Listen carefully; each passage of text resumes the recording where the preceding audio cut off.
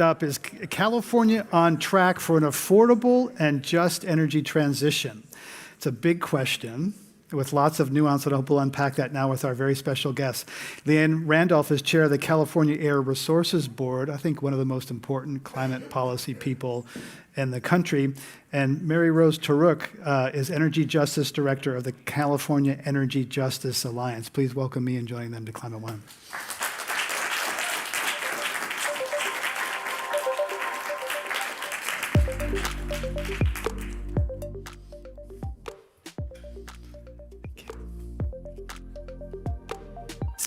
All right. Welcome to you both. Thanks for being here. Thank you. So at the beginning of the Biden-Harris administration, former chair of the California Air Board, Mary Nichols, was on track. A lot of people thought she was going to be the head of the U.S. EPA.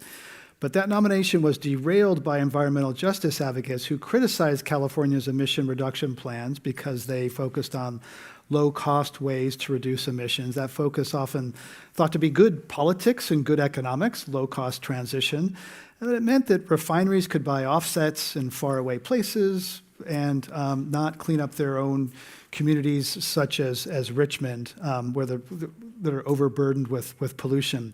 So Mary Rose, now that Liane Randolph is chair of the California Air Board, how would you rate its record on environmental justice? Wow, starting out big. Wow. Hello. Let's get right to it, We don't got much time. We got to get to the real thing, We got to go quick on climate. Conversation, right? Yeah, so as one of the directors at the California Environmental Justice Alliance, our relationship to climate solutions is about environmental justice, and it isn't just about greenhouse gases, but the communities that are impacted by the climate pollution. And so it was a struggle with the previous CARB chair to integrate community realities and the pollution realities into our climate policies and programs. And so I think that's where we butted heads, and we're like, okay, how do we help environmental justice land well inside the agency? And so we now have environmental justice seats on the Air Resources board. We have an environmental justice team inside staff. And so I think when you landed at the Air Resources Board, we had done some work already to help create a better relationship between environmental justice communities and the policies that were coming out of our climate agency, the Air Resources Board. And so I think I and many organizations in the environmental justice movement appreciate the more collaborative effort and the spirit that you've brought into the agency. And I think it's going better than the last time we had the last chair, the relationship that we had with the last chair. So Liane, that's meaningful. How do you balance that low cost, which is really an issue these days, the cost of this transition, and we'll get to that, with, protecting the people who are historically marginalized communities? Can we have low costs and just transition? How do you balance those values? I think it's important to recognize that it's not just about low cost. It's really about making sure that this transition is affordable and accessible to everyone. And people like Mary Rose, who've been working for decades, representing communities that are completely left out of the conversation. We have really tried to be as mindful as possible that we need to make sure that this transition is more available. So one of the ways we've done that, for instance, is reorienting our incentive programs so that they are not just available to everyone, but instead are targeted to low-income residents or communities that wouldn't otherwise have access to the technology. So that's just sort of one small way where we can pursue some of the same strategies, but do it in a way where we make it more accessible to communities. Right, okay. So it's all of those things. Mary Rose, we're in a bad budget year. We're kind of in this, like, the governor and the legislature are going back and forth. We're kind of in an in-between period right now. But how concerned are you that environmental justice programs will be on the chopping block? Because they're often some of the first things to get cut. Yeah, one of the innovative programs that have come out of the environmental justice community is actually to create climate resilience centers across the state. The wildfires and floods and the different ways that our communities and the landscape in California has been devastated. We think there should be climate resilience centers everywhere, so that, for instance, when PG&E cuts out your power, we have places to go in the community where there are microgrids and they have the power and electricity for us to plug in our phones or our medical devices so that we could still live and communicate with our loved ones. And so one of the things that have been on the chopping block on the state budget is to cut the climate resilience centers that we have fought for, that we've worked with state agencies on, like the Strategic Growth Council, that were on board. And it took a lot of effort to put those kinds of ideas and solutions into place, and then to see the governor and the legislature pull back their support for years of work for these kinds of programs that we need, especially the most vulnerable and climate-impacted communities in the state. We need those things moving forward. And in a bad deficit year, what is our commitment for the future of these communities? There's also things on the budget that we think should be cut. I was going to say, where would you cut? Yeah, okay. Governor Taruc, where would you cut? Yeah. Well, Governor Taruc says,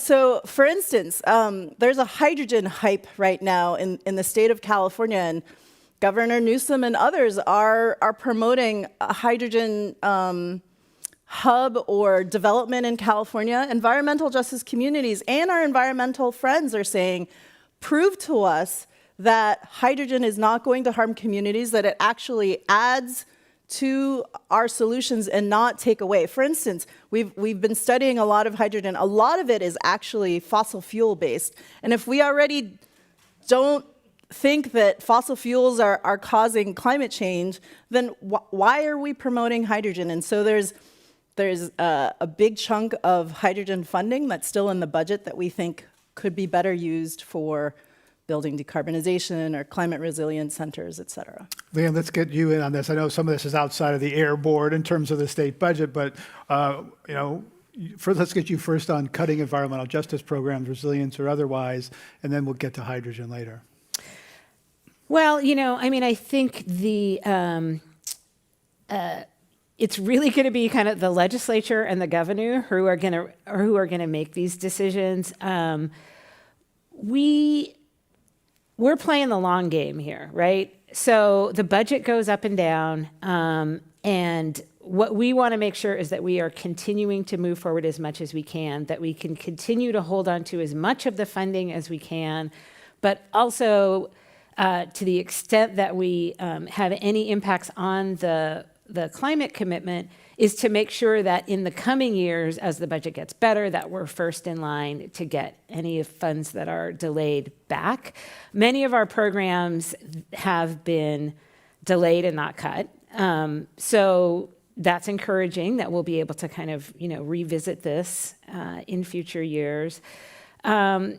And I also, I'm going to sort of mention an area of disagreement we have with the environmental justice community, which is the importance of the market-based programs, because a lot of the funding that is available to make this transition does come from cap and trade and the low carbon fuel standard.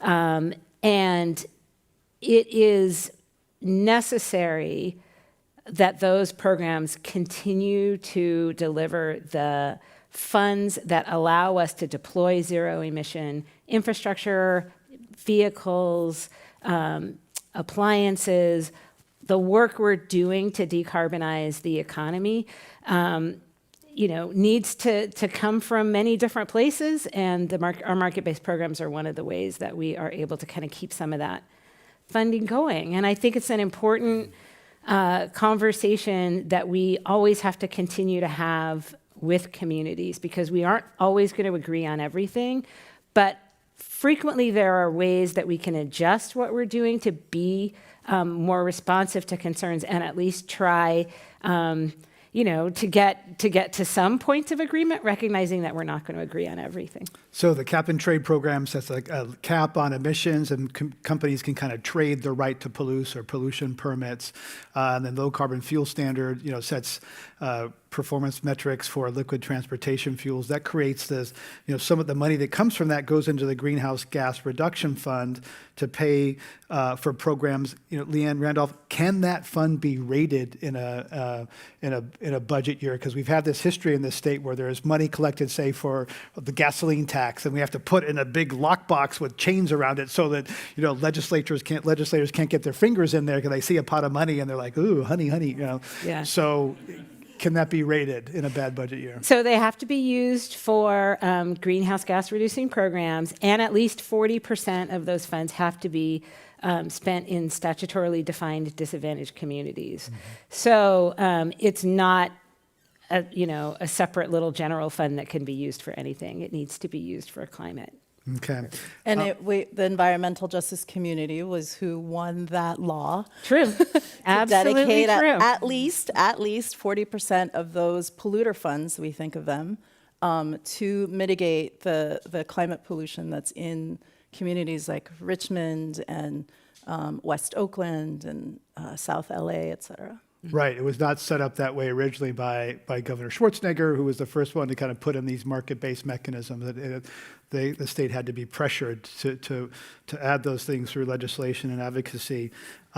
Liane, researchers at the group Next 10 calculated that the state has reduced emissions on average about 1.5% a year between 2010 and 2021. There's so many numbers in this. We're going to reduce emissions by X amount by year Y compared to some baseline. My head explodes. I can't keep track of those things. I can keep track of 1.5% a year. And to reach our 2030 goals, we'd have to reduce emissions by 4.5% a year, basically 3x from what we've done so far. We've already done the easy stuff, right? We've done now the harder stuff comes. So how can we multiply by 3x emission reductions when we're getting to the harder work? Well, one of our responsibilities at CARB is to adopt the climate change scoping plan that gets updated every 5 years. And when we did our most recent update at the end of 2022, we were really clear that here's the suite of strategies, here are the things that need to happen. But unless they actually happen and unless the deployment happens, we will not reach our goals. So deployment is absolutely critical. We need the renewable energy that is going to support the transition to move as much as we can to electricity. Our market-based programs that mentioned earlier need to get more stringent. We are working on that right now. We are looking at both our low carbon fuel standard program and our cap and trade program, looking at how they can achieve more reductions. And we are continuing to consider our regulatory strategies. One thing that's important to recognize is that it's not just about the market-based programs. It's about the critical regulations that drive emissions reductions. It's about Advanced Clean Cars 2, 100% new car sales, zero emission by 2035. It's about advanced clean trucks and advanced clean fleets. Those rules together will transition the heavy-duty sector to zero emission by 2045, with new sales being zero emission by 2036. And it's those rules that will really benefit communities that live along freeways, that live near ports, that live near the incredibly growing warehouse industry. And so let me jump in there. Truckers say they can't afford it. Truckers say that electric truck, and I saw electric trucks driving to the LA recently. I was like, so excited. There they are, electric trucks on the road. They're there. Right. And they cost double of a diesel truck. Right. And so sounds great, but unless you're going to pay truckers a bunch of money, $250,000 to buy a truck that they could buy for $125,000, how's it going to happen? Few things I would say. First of all, the costs will continue to go down. We are already seeing reductions in battery prices as we anticipated when we adopted the rule and considered the rates of adoption. That battery technology will continue to reduce in price. Incentives do help. The total cost of ownership is a really important conversation to have with people who are buying these trucks. You have a higher upfront cost, but you have lower maintenance costs and lower charging costs, or lower fueling costs, I should say. So, this is not a transition that's going to happen overnight, and it's really about the trends, and those trends aren't necessarily linear. You will have some sectors that have breakthroughs and move forward, and then other sectors that are maybe going slower than you think they're going to go. The key is that we keep moving forward with all of our strategies, and we get the rules in place that ensure that the companies and industries will be making the transition and will continue to move forward. And I'm just going to say one more thing about that, which is the incredible support from the federal government. When we adopted our scoping plan, we did not model in the Inflation Reduction Act or the Infrastructure and Jobs Act because they were brand new and we didn't have time to put it into our modeling. So the way I think of those laws is they put wind in our sails. We had a plan. We could show that plan would reduce greenhouse gas emissions and still sustain a strong economy. And now we have even more support. And so that support from the federal government will also really help. They have heavy-duty vehicle incentives as well. Mary Rose, most people who receive Amazon packages, come to the Commonwealth Club, listen to this show, don't live in a diesel death corridor or near a port or near a warehouse where there's a lot of concentration of diesel trucks. So tell us how important this getting away from diesel, which has many carcinogens, creates all sorts of health problems. How important is this? So when if my kids live next to the freeway and I'm spending multiple times a year taking them to the emergency room for exacerbated asthma, like what is the cost of your child's health? Those are the types of ways that we approach these climate and environmental policies from environmental justice communities is from our health, the families, the health of our families. And so what will it cost for us to change our ways, the polluting economy that we belong to? Sometimes it does feel really big to make that change and that transition.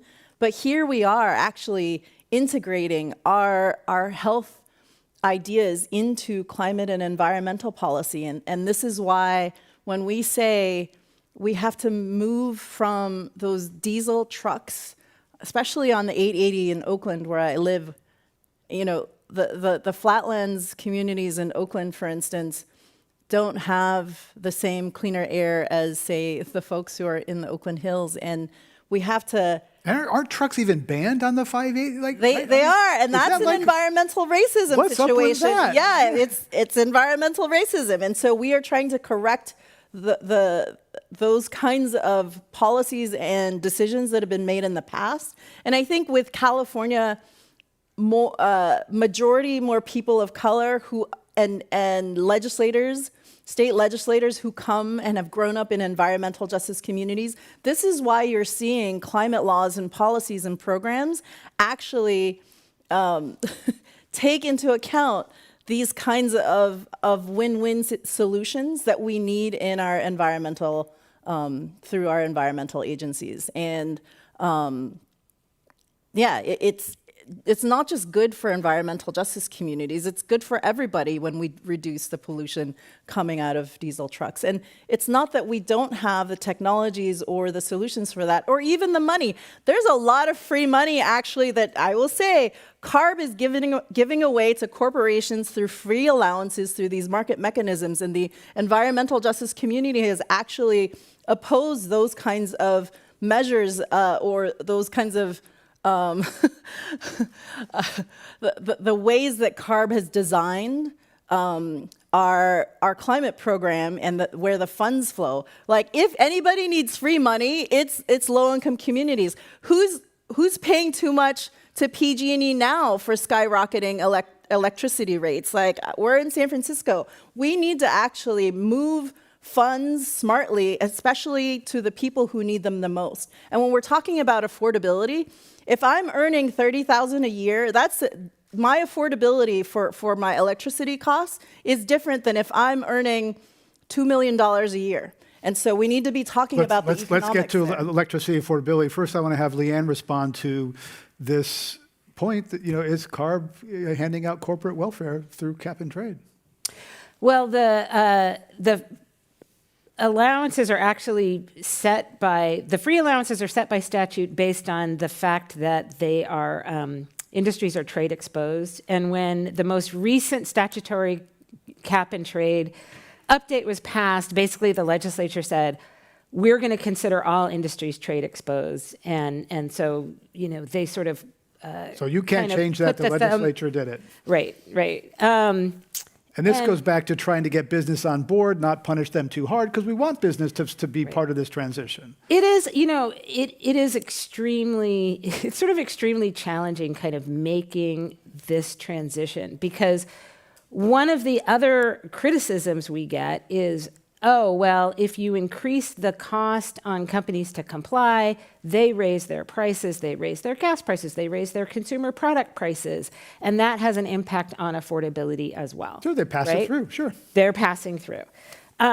So, as a regulatory agency and as an agency sort of trying to figure out how to move the needle on climate through both a regulatory process and through market-based strategies, we're always trying to strike that balance of ensuring that we are continuing to move the transition forward, but recognizing that we have to be mindful of the larger economy, we have to be mindful of the impacts of our rules on the functioning of the economy. And we are legally obligated to do that. For every rule, we have to do an economic analysis that fully accounts for the impacts on the economy. And one of the ways we account for those impacts is by pointing out the public health benefits. Because unfortunately, when you have to do an economic analysis,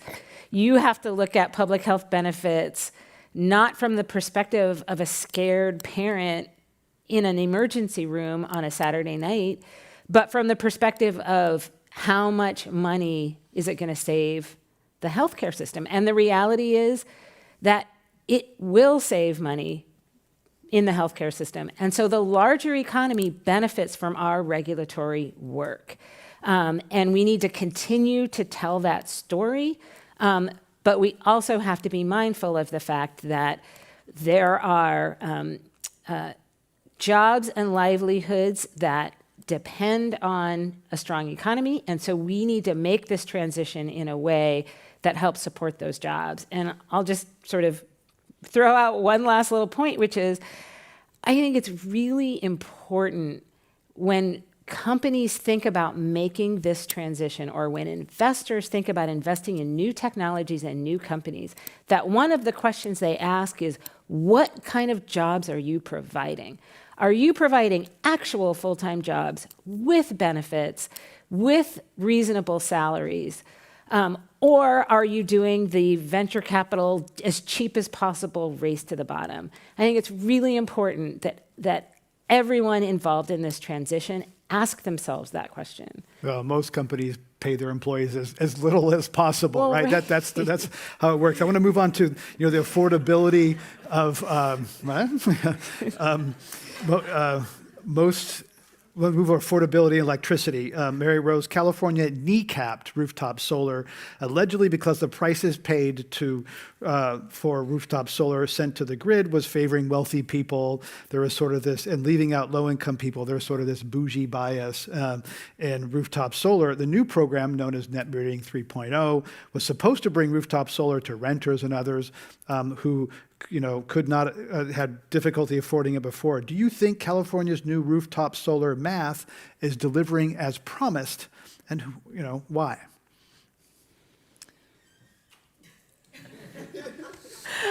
Environmental justice communities, millions of people across California want to see clean energy on their rooftops. The thing is, not all of us own our rooftops, right? And so there's a lot, especially from environmental justice communities, most of us are renters. So how do we also make sure that our solar programs are reaching renters? And so the California Environmental Justice Alliance, where I work, we have introduced bills in the legislature and have gotten laws where we're going to dedicate funding for solar on affordable housing. We're going to dedicate funding for and create a program for community solar, so that our community centers, our healthcare centers, other community buildings can also provide that kind of clean energy in the neighborhood. But what's happened with the net energy metering and the rooftop solar redesign is that when communities of color were finally getting in the door to create a more equitable solar program, that's when they cut off the compensation for those who are installing solar. So it happened at the wrong time. I think there needs to be an equitable redesign of net metering, and they need to take into account how to make it equitable. But that was what this was supposed to do. This was supposed to do that. Are you saying that the Public Utilities Commission that sets these rates is kind of has a history of being pretty cozy with industry? Are you saying they're kind of cozy? That's right. I mean, so again, I thought we were supposed to fix that. Well, which agency is allowing all our skyrocketing rates from the investor-owned utilities? The 38% it reads in 3 Who years. is blocking our community solar program from getting implemented the right way? The CPUC. And so there's a lot that especially the Governor Newsom could do to make the CPUC more responsive to the 99% of Californians in the state. And I think that could, because they're the ones making decisions, and they need to be more accountable to people and less about these private utilities. You used to be on the Public Utilities Commission, so I think I can weigh in here. I guess I would say a couple things. So, full disclosure, I voted on NEM 2.0, which was the last sort of that energy metering. Previous, and at that time, and I said this from the dais, I made it very clear, because the reality is that the NEM program requires utilities to buy electrons that they could buy for dirt cheap from utility facilities and pay a retail rate to individuals who have rooftop solar. And that historically, that program has benefited people like me who could afford to put rooftop solar on their roof, and compensated me for electrons that I didn't need to be compensated for. And the purpose was the right purpose. The purpose was to build a rooftop solar industry and to get it going. The challenge is that the economics of solar have shifted. And as I said when I voted on NEM 2.0, this cannot go on forever.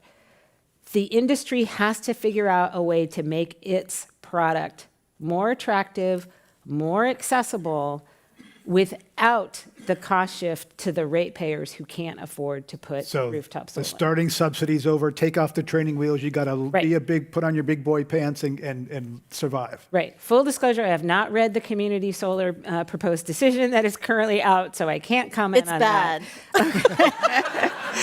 But, but I just think it's really important to remember that, we are trying to make this transition in a way that is as fair and equitable as possible. And things that we used to do, like giving, on the hood rebates for people with no regard to income or the MSRP of the vehicle, or providing, full compensation, full retail compensation for electrons that could be purchased for much cheaper. That's just not equitable, and we have to move away from that model. I want to ask a philosophical question. There's a question about, Liane, your relationship, how to approach fossil fuel companies. Rob Bonta was here yesterday. He's like, we have fossil fuel companies in the state, and I'm suing them. And, the state's giving them money, and I'm suing them. We have this complicated relationship. So is your approach to, some people would say fossil fuel companies are the villains. Let's, slit their throats and do away with them. And others would say, no, tame the beast. Let's lure them into this economy. Let's, encourage them. And hydrogen is a way to do that, right? A lot of the fossil fuel companies and big industrial companies favor hydrogen because it fits into their business model.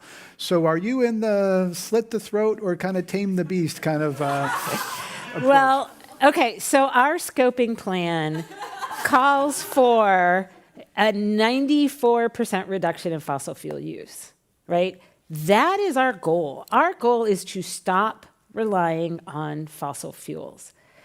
And so the way we think about that is, for instance, in the hydrogen hub process, the state's application, I'm sorry, not the state, actually, it was Arches who filed the application.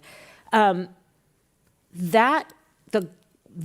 application is for renewable hydrogen. It is for hydrogen produced from renewable energy. And the state is putting a lot of effort into building that market and building that supply so that we don't have to use fossil fuels for hydrogen. So that's one thing I would point out. The second thing is, a lot of the work we do is about reducing the demand for fossil fuels. It is about building that renewable energy. It is about deploying zero-emission appliances. It is about deploying zero-emission trucks all the way from Class 2 delivery vans up to Class 8 trucks.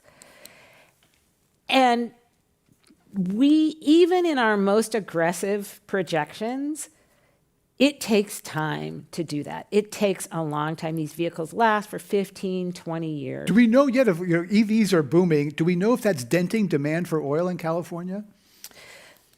We do know that it is having an air quality benefit, particularly in the Bay Area where deployment is very high.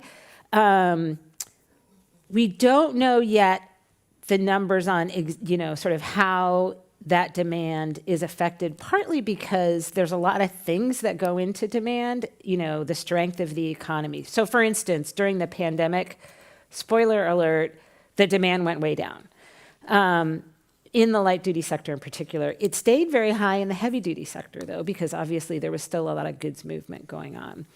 So we are continuing to try to push that demand down and give people choices and eventually move away from fossil fuels.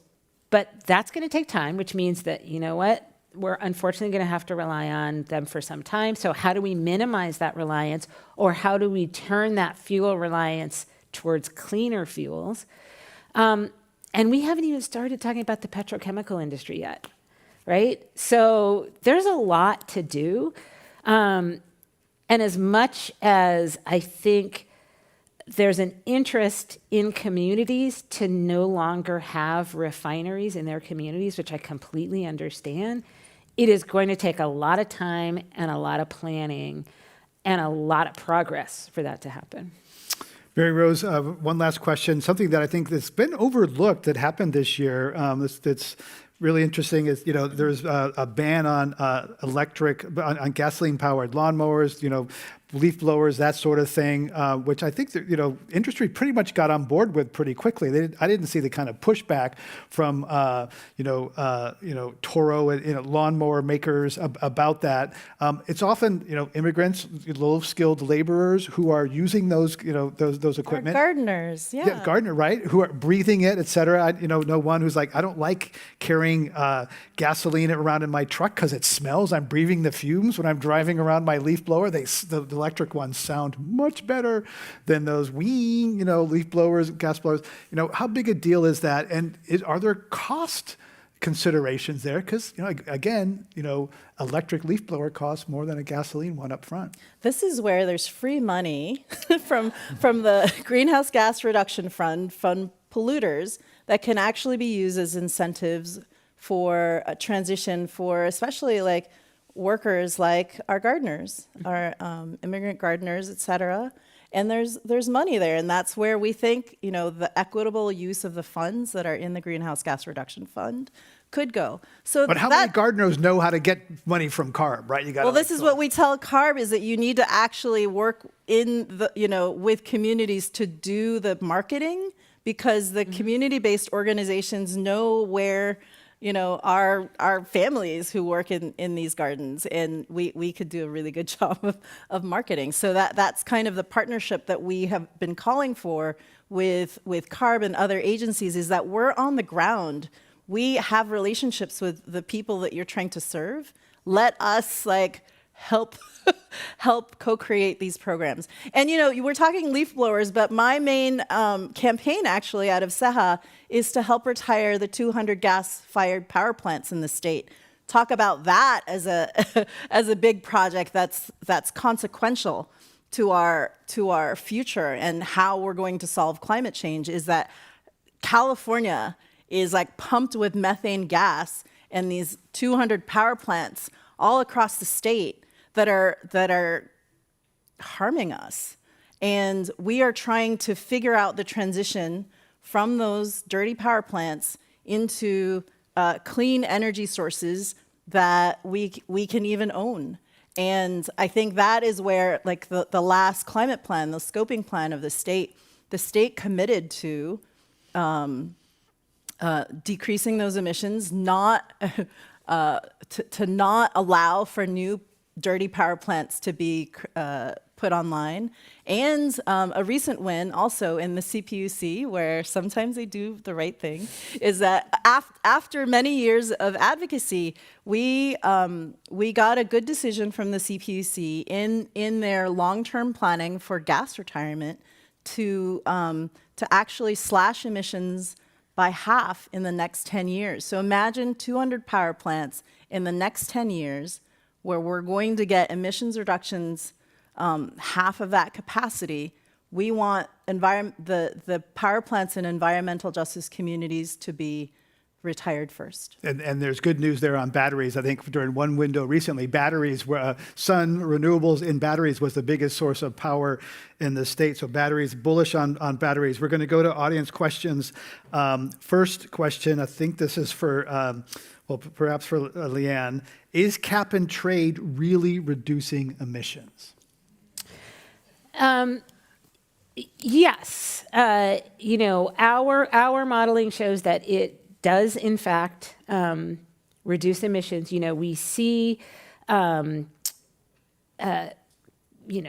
instance, I'll take the food processing industry, for example. We see them deploying more efficient technology in their facilities, their high energy use. And that's, for most companies, it's that, basic energy use that really causes their emissions to increase. And so we can see how companies are deploying and trying to move towards more efficient or newer strategies to reduce emissions at their facilities. What's the ballpark price now?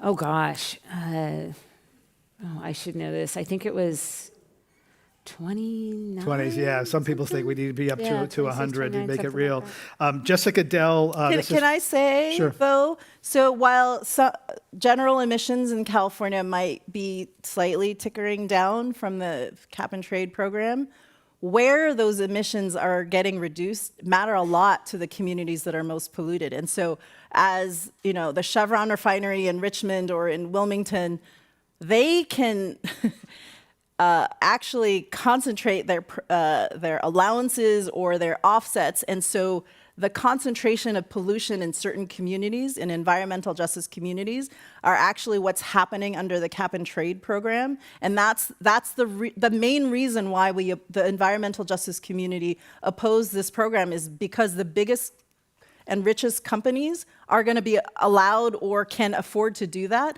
versus the smaller companies that are under this program. Right. A lot of people, you know, the statewide emissions, a lot of people can benefit, and there's the very targeted concentration. Last question is, this is Jessica Dell for Liane. What is the most important to you in the low carbon fuel standards rulemaking? Tighter carbon intensity targets, tougher limits for eligible fuels? That sounds very technical. Please explain to us. I think overall the program needs to be more stringent. I think the way it is structured now is still the right way to structure it, which is, you know, you get credits based on your carbon intensity score, which is very technology specific. It's very, you know, sort of carbon pathway specific. You know, how are you getting your how are you reducing the carbon? What feedstocks are you using? You know, where are you getting it from? Things like transportation, all the things that go into that carbon intensity analysis, I think we need to continue to keep relying on. And I think if we make the program more stringent, then we will see even more innovation, and we will see, cleaner fuels. And then the last thing I would note is it is so critical for that program to continue to support zero emission. When people talk about low carbon fuels, sometimes they think we're just talking about biofuels or other things, but we are also talking about electricity because that also fuels transportation. So, you know, we need to keep that suite of strategies, biofuels where appropriate, hydrogen with, you know, a carbon intensity score that will make that hydrogen as clean as possible, and the electric infrastructure that will support zero emission vehicles as well. I will say that there's a battle from the environmental justice community with CARB right now on the low carbon fuel standards, because one of the fuels that has negative carbon intensity is coming from the mega dairies, especially in the San Joaquin Valley. And our communities who are living next to these mega dairies know that there's water pollution and other pollution, not just climate pollution, coming from these dairies. And CARB under the low carbon fuel standards is actually, in a lot of ways, promoting that kind of fuel from this very harmful industry to environmental justice communities. And so we have to really talk about the math about which fuels are favored under the low carbon fuel standard. Yeah, some people think that big meat is as bad as big oil. We have to wrap it up there. Thank you both. Let's give a round of applause to Liane and Mary Rose. Thank you very much. Thank you. Thanks, Greg. Pleasure. Thank you. All right.